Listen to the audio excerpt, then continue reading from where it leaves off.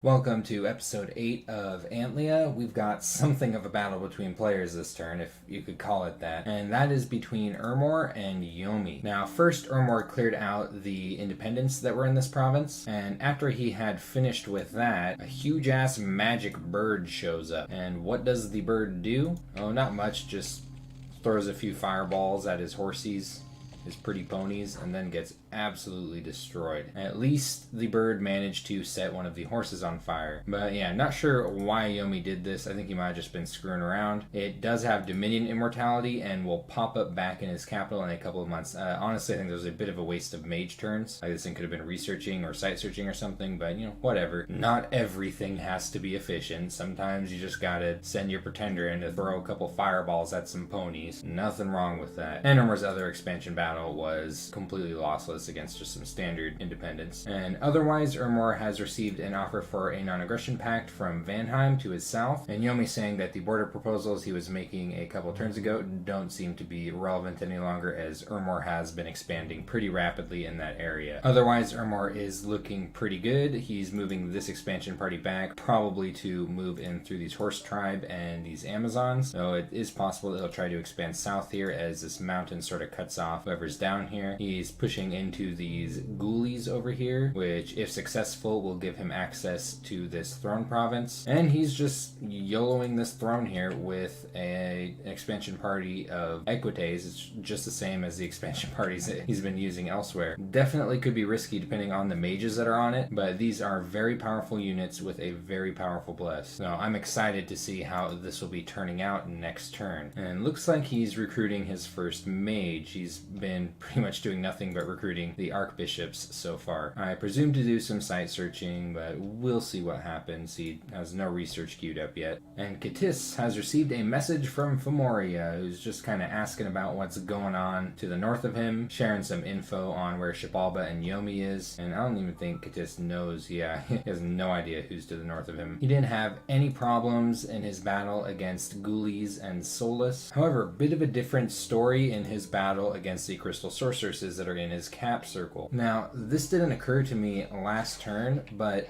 these are all archers over here in this province. And these are all shieldless, helmetless units.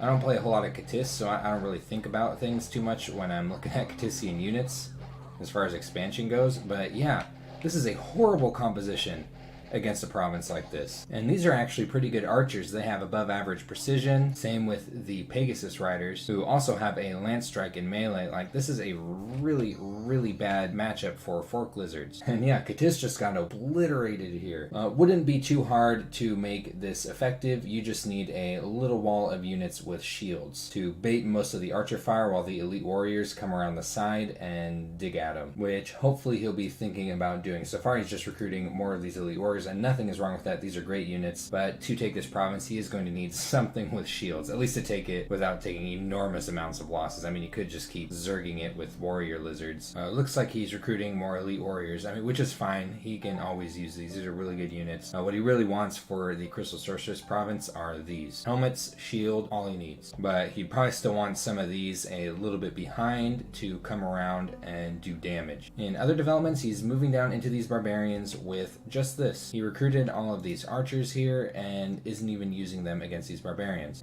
which might be fine. There's not that many barbarians here, and this script does look pretty effective to me against barbarians. He's got these javelin throwers up front. Javelins are very good against barbs, and then some forky boys coming in on the sides, though I maybe want to pull them back a little bit. They have a slightly higher combat speed than these units here, so there's a chance that they might end up hitting the barbarians first, and that's not good. But yeah, this just baffles me. It's like, why not use these archers? They're not doing anything else. And it's early winter, this river's going to be frozen. Who knows what's going to be over here? You should bring as many units as possible so that you can take on whatever province is down here potentially, And up here he's moving this army in this direction, I think maybe to try and take the Broken Land over here. He could have made an attempt at the Bone Tribe here, though he may have been a little bit hesitant to due to the presence of Femoria over here. But this amount of archers would definitely do good damage to Bone Tribe. They just kind of like his warrior lizards. No helmets, no shields. shields. And Agartha has been busy. She has received a message from Ermor saying, yep, it's completely fine if you go ahead and have that province that Agartha took right down here. Ermor had taken this before, and Agartha decided to move right into it immediately after. And Yomi is just letting Agartha know how absolutely huge Ermor is. Now, Agartha has had several expansion battles, but let's go ahead and watch one with one of her troglodyte lords doing some work. This puppy is sitting here with a black steel full plate, 28 total protection, and these independents have never seen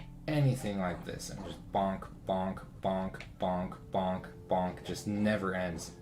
And are they even damaging it? I don't think they're even damaging it. Oh no, they landed a few hits on it. It's a little hard to tell because of all the red numbers flying around all over the place because it wasn't really standing in one spot due to the trample. Now it is taking a lot of fatigue, which is the risk here. This thing runs a high potential of just falling asleep on the battlefield, which I think it just did for a moment there. So a little bit limited as an expansion strategy, but it works against certain provinces. This absolutely works. She was able to take on the villains that took one of her provinces without incident, and the other expansion battles were a little more standard, and she didn't take any losses in those battles. So pretty good for Agartha. In a single turn, she's gone from a 5-province nation to a 9-province nation, and she's continuing right on with that. I think this is a very good move here into Satala. Look at the income on this province. This is nuts, and will also help block off these provinces from whoever may be over here. And I think this is a bit of a risky move for the Troglodyte Lord, as you can see, even taking on this province that it did fall asleep toward the end there. Well, it looks like there's even more units on this province, though technically the scout report could be high. So a little bit risky, but you know, I do think that this is worth taking the risk for this. Like, what else are you going to do with this thing? This thing was made to expand. Like, sure, that's 10 gems. This thing would be worse to lose than the Troglodyte Lord itself. But in this instance, you might as well just fling it into it and see if it can handle it. And if not, oh well, too bad. And she's got her other Troglodyte Lord moving on to her capital to patrol. And this I also think is a good move, moving into Phrygia here. And that's because she knows that there's a Catissian expansion party working in the area here from her scouting, and it could potentially deny that expansion party from taking Phrygia, though this expansion party is currently caught up in the Iron Range. And she can then attempt to take Ralothia here, if no one has moved on to it, or I guess she could attempt to take it anyway. Femoria is working right here at the moment. And this is a good move, I say, in opposition to taking Rasenna here, because this can pretty much be taken at her leisure, and even if Oceania was to suddenly show up with an expansion party and try to take it, it is a lot easier to just swat away underwater nations from your coastal provinces than it is like land nations from their border provinces. Guns and Rose Quartz, is that the new one? Femoria has received a message from Xibalba. Xibalba is asking for Province 59 and saying that he's not interested in anything past that. Femoria just moved on to that, and I don't think he'll be particularly interested in giving it up. Yep, his message is short and sweet. The gist is mine. And both of his expansion battles were successful. He only took a single loss in Betane. However, he had an unfortunate event here in Bakar. A huge pile of sea dogs showed up, led by their Ichthyscentaur master, holding a living water bottle, which is actually pretty sweet. This would be a really cool thing to get in a draw. These things pop up water elementals, which actually makes this province kind of a pain in the ass to recapture. I think these deer tribe got it.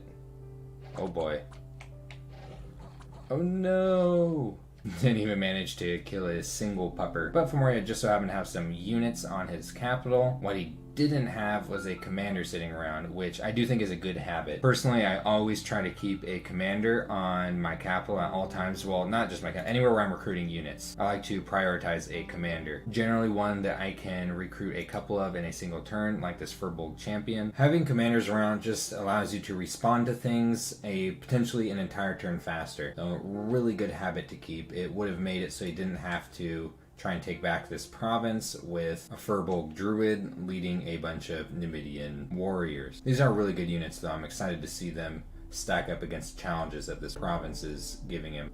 You might as well just have your mage cast slime or something, you know. But I guess he's just really trying to keep it out of harm's way. And I like his expansion choices. He's building up right on Coast Haven with some mercenaries that he recruited this turn. This will almost certainly be more than enough to take care of the cataphracts that are here. And then he's also taking on this Bone Tribe province, which for similar reasons to Agartha's move into Phrygia here, I think is a very good move. Now what this very well may lead to is a bump between Femoria and Agartha right here. And if Femoria doesn't take considerable losses against Bone Tribe, which is possible, Bone Tribe is a little bit freaky, I'm almost expecting it. I'm expecting a bump here. Vanheim has had a battle against Wolf Tribe. He's combined 2 expansion parties for this. And a decent amount of Wolf Tribe. The Shaman's holding a death gem. He must have been holding on to this for a while in case of an emergency. Well, here it is, buddy. This ain't looking too good for your clan. Yeah, this bless here on these Van Heers is definitely good enough to deal with Wolf Tribe without much trouble. Only takes a single Huskarl loss. He also got a free PD event on one of his swamps, and this is the big event this turn. He got a national hero, a very, very good one. This is a beautiful sight searcher, and honestly, I could not help myself. I would have to use this as a raider, as some kind of thug. Even though, because, you know, it doesn't have the highest amount of hit points in the world, it would probably be most efficient to use this as an evocation caster of some sort in an army, some kind of army support unit. But with the AW3 and the flying and the combat caster, not to mention the stealth, oh man, I would love to kit this out super heavy and just throw it at stuff. Really good paths for that too. Also got to point something out here. He's doubling up on the owl quills with his research. This doesn't work. See, check it out. Cannot double dip with the owl quills, unfortunately. You can only get the research bonus once from them. Now, if you had a Skull Mentor or a Lightless Lantern in this slot, that would stack with the owl quill. But 2 owl quills do not stack with each other. So yeah, you want to give this to this guy right here. Would be the right, and you know, this guy right here, you know, there's another owl quill you can give to a mage, but you should actually be sight searching with this, I think, right now. But yeah, this might seem like some crazy new mistake or something. Maybe it is, but I was doing this for a very long time, doubling up owl quills like this before I noticed that it didn't do anything. I was actually doing this for an embarrassingly long time. And unfortunately, he doesn't really have anywhere to expand into in this turn. These rivers have made expansion for him a little bit challenging, along with this line of obnoxious independents. So it'll take a minute for him to get expansion parties to where they need to be. Now, we know Agartha is moving into this province this turn. I expect Agartha is going to win this fight. It's probably going to be really disappointing for Vanheim. I really do think that he should have taken this province instead of this swamp right here. Large provinces like this with farms tend to be very, very lucrative. So more than likely, he's only going to have this province to expand to, and if he's lucky, he might be able to get 1 or 2 of these before Yomi gets down here. And something else, I notice he's moving both of his commanders here together with this expansion party that only needs a single commander. I think maybe, you know, he's thinking about building a lab and a temple here, and that's why he's moving this guy over to do just that while this one builds the palisades, because, you know, he could move this right back to his capital and research with it, or, you know, just site search something. For this province here, just like recruit a commander. If you had done this last turn, you would have this here now, and you could have moved him over to take the place of this Van Heers here, whose turn is much more valuable than a barbarian commanders. And Yomi's inbox is fat as usual. Ermor has said that he doesn't want to give up the swamp that Yomi was talking about wanting, and that he took the province that Yomi was offering him into like kind of, you know, like exchange or something, even though Yomi hadn't even taken it. And Ermor's just having none of this kind of negotiation here. A little bit of a flex, you know, like he doesn't need to negotiate is kind of the message here. Femoria is offering a non-aggression pact, and Shabalba is actually suggesting war against Femoria. But right now Shabalba is just trying to focus on doing what he can with his small territory and his gem and blood slave income. Potentially talking about working out some owl quills between him and Yomi. And we already know about the Phoenix fight. Yomi's pretender is dead right now, but it'll come back momentarily. He had an expansion battle in against some monkeys with his crazy expansion army. Once again, a full spread of wolves. He keeps getting this 6 roll a lot with these. It's a 1d6 how many wolves you get from his Onishugo. He just keeps on getting them. But yeah, the main challenge against monkeys is there's just so many projectiles involved. It's going to be a little dangerous against units that have neither shields nor helmets or armor at all. All this has is a little bit of natural protection. As you can see, these things are taking an enormous amount of damage. They already have a lot of afflictions. A lot of them are turning into their ethereal form, but the Onishugo's running up, bonking stuff on the head, and these things rout very quickly because in the end they are just a bunch of monkeys. Pretty minor losses. I would consider it very acceptable against this amount of projectiles. And he also pinged a throne, which Vanheim also had a scout here when Yomi did this, so Vanheim also got this information. And this throne is actually looking fairly formidable. Quite a few sages, as well as a lore master, very high in astromagic with a decent spread of other paths. He's holding a cursed knife, which curses anyone who touches it, including him. He's cursed just from holding that thing. And otherwise, a shitload of cavalry to deal with, but keep in mind that light cavalry holding bows in the hands of the AI is not enormously threatening.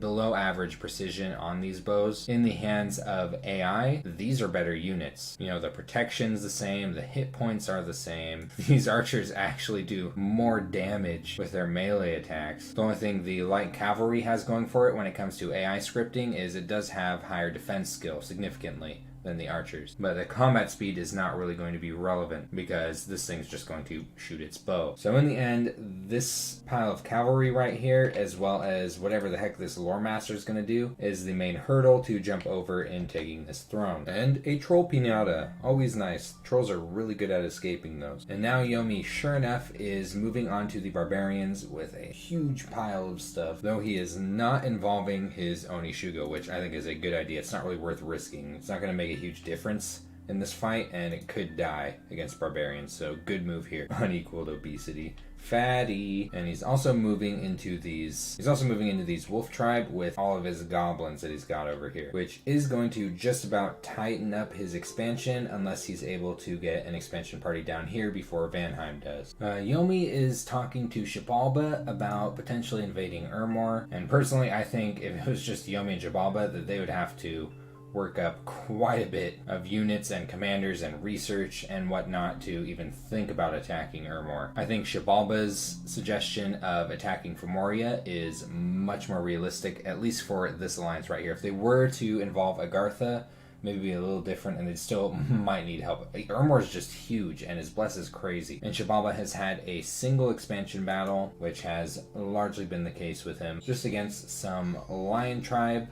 Still a little bit risky for him because bats just absolutely suck against projectiles, and there are a lot of projectiles here. But bam, instantly take out the mage, and these Sun Guide do a lot of damage to the javelin throwers. So even on these fairly small units, you can start to see this bless do its work. Could even turn what are fairly mediocre sacreds into something scary. And he actually takes less losses than I would have expected from this fight. This is a pretty awesome event, right? I love this event right here. The populace of Swinland is disturbed. There's some crazy shit going on. Someone was butchering a goat for their din-din, and it was full of death magic. But yeah, as of now, unless Xibalba is planning on taking on a throne, which honestly he could. I think with his sacreds and an attack rear command, he could potentially take on one of these thrones. You just gotta check it out on the wrist. This one would be kind of risky with all of the projectiles, but this one looks potentially viable. He's just gotta peek in and see what's on it. Because other than that, this is the only province he has left to expand to. I'd actually say that this is probably a little bit more challenging than taking on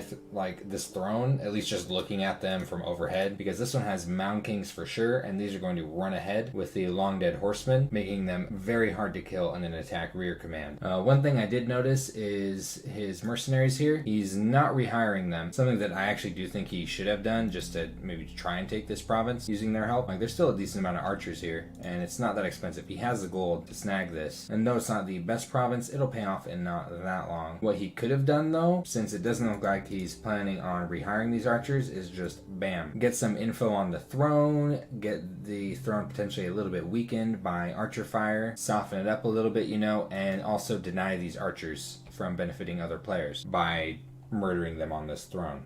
And Oceania has had an expansion battle in the Sea of Rond, just using his Kraken against a pile of Ichthyids. Doesn't have very high fatigue at the end of its buff cycle. That is pretty good due to its high magic pass and the low requirements for the spells he's casting. The Ichthyids did manage to pop its mirror image, but they've barely done any damage to it at all. It's not even showing up on its red bar down here. They're trying to run away as best as they can. Their little fishy legs. So not a problem for the Kraken, but he has had a problem in the green waters. Some war shamblers were feeling pretty tough and thought they could run the place. He's got some Shark Tribe PD here, but he also is recruiting some Shark Tribe Tritons. Some of these are his actual recruitment. Now, these are really good units, but honestly, I know I've said this in another video, so are these. These things are beefy, especially for underwater combat. So place your bets. It's gonna be a little close in numbers, but not in equipment. These war shamblers have simply brought superior technology to the fight. Looks like a few of them were routed, but that's fine when everything they're fighting is dead. Looks like a single Shark Tribe Triton may have escaped, yeah. So just another chore for Oceania to get to at some point.